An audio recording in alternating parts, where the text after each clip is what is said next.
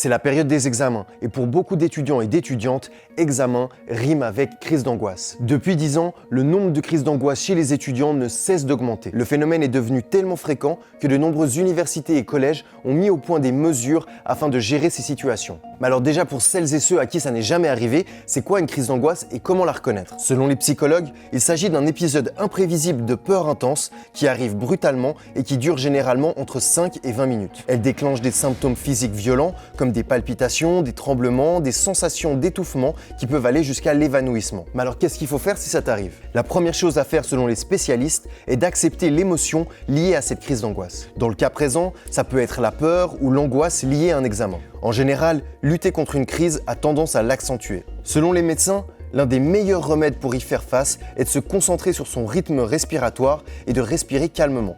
Favoriser la relaxation en évitant les mouvements et de détendre son corps au maximum. Et puis bien sûr, il faut demander de l'aide si besoin. Mais pour prévenir les crises à long terme, certains professionnels de la santé préconisent du magnésium, de faire de l'exercice physique, de bien s'hydrater et bien sûr de bien dormir. De la méditation ou des exercices de gestion du stress comme de la sophrologie peuvent aussi aider.